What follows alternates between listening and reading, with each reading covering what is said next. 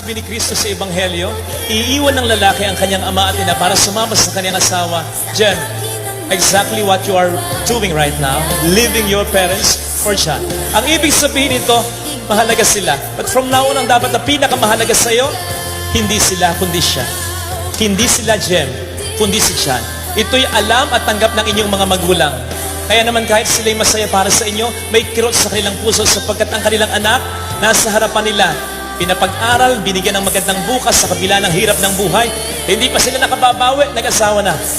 May sarili lang prioridad ngayon. Pero ito'y tanggap nila. Kaya huwag niyong kakalimutan ito. Ito'y isa lamang sa maraming pagbibigay ng inyong mga magulang. Kaya kayo, ngayon ay kayo. Kaya may kasal ngayon. Ano man ang marating pa ninyo sa habang panahon, yan ay dahil sa pagbibigay at pagmamahal ng inyong mga magulang. Kaya ang pagtulong sa magulang, kahit konti lang at kahit paminsan-minsan, bagamat hindi kayo obligado, hindi dapat pinag-aawayan, kundi dapat pinag-uusapan ng mag-asawa. Jem, gusto mo bang mas mahalin ka pa ni John? Mahalin mo ang nanay at tatay niya.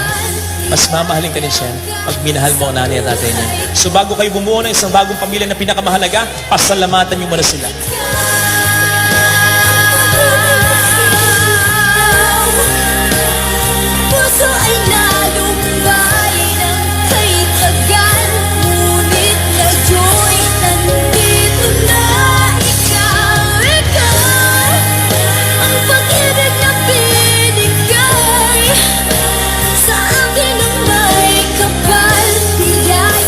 Sa nanay at tatay ni Sean, from now on, anak nyo na rin si Jen.